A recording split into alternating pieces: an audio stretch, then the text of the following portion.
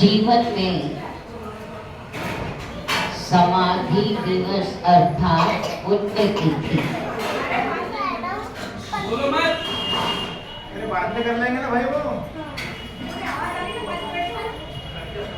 और निर्वाण कल्याणक हमेशा मनाते रहना चाहिए। इस सम्यक दर्शी की नींव को मजबूत करते हैं। सम्यक दर्शन की उत्पत्ति का कारण जिन्होंने समाधि वर्ण किया, जिन्होंने अपना जीवन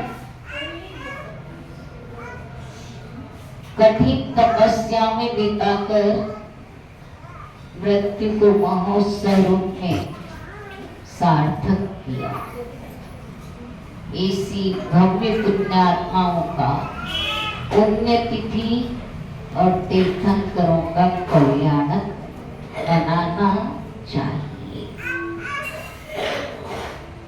समय आता है जैसे जैसे साधु उच्च कोटि के होते हैं, वे भक्तों के हृदय में निवास कर जाते हैं। कोई समय था, आज से 100 वर्ष पूर्व आचार्य शांति सागर जी महाराज भक्तों के हृदय में विराजमान हुए। आगे चले देशभूषण जी महाराज, महावीर कीर्ति जी महाराज का समय आया। आचार्य विमल सागर जी महाराज निमित्त ज्ञानी के पास दुनिया लूटती थी और विद्यानंद जी महाराज विद्यासागर जी का समय।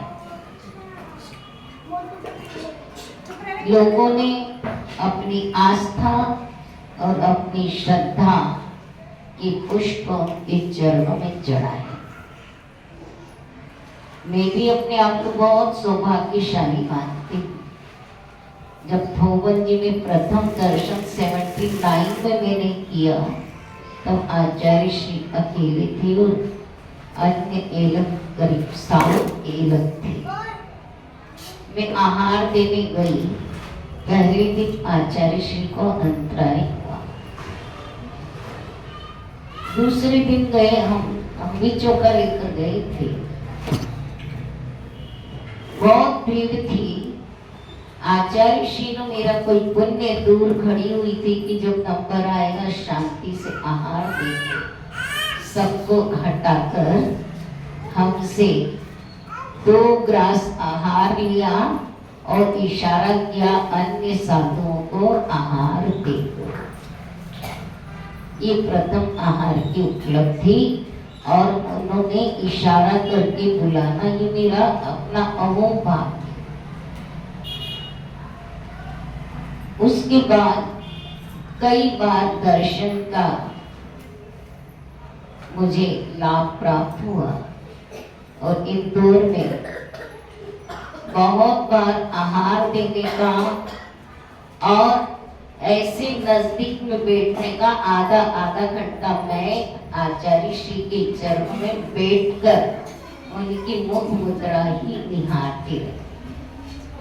उनके हाथ में 10 भक्ति रहती थी, वो पढ़ते थे। उसके पश्चात में दोपहर में कभी हमारे पंडित जी रतन लाल जी वो कहते चलो मैं आचार्य श्री क्या चल रहा हूँ, चलो।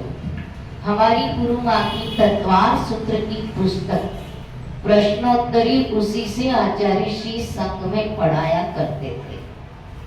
आचार्य श्री से हमने कहीं पुस्तक हम सुबह दिया, दूसरे दिन दिया, बोले हमारे पास तो रहती नहीं है, चली जाती है, इसको बाहर रखवा दो।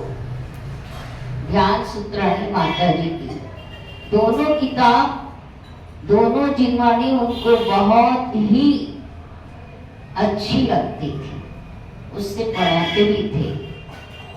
माता जी का सहस्रनाम विधान कच्ची पांडुलिपि थी, पंडित जी को करेक्शन करने के लिए दी थी।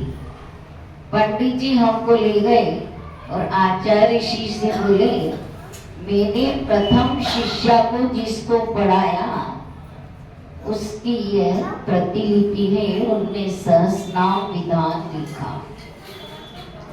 आचार्य श्री ने पूरी पांडुलिपि देखी, हमसे पूछा रफ कॉपी कहाँ है। हमने कहा आचार्य गुरुदेव यही उनकी मूल कॉपी है, कोई रफ कॉपी वगैरह नहीं।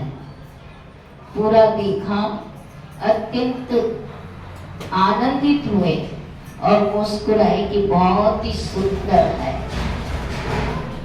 ऐसा सहस्रनाम विधान की कच्ची कॉपी को उन्हें देखकर माता जी के लिए हमारे को आशीर्वाद प्रदान। ऐसी कई बार मैंने उनके चौके में जाकर बाहर जाती और बाहर जो लोग खड़े रहते थे वो कहते थे दीदी आ गई है, अब आचार्य श्री के कमरे में आहार दे के जाकर।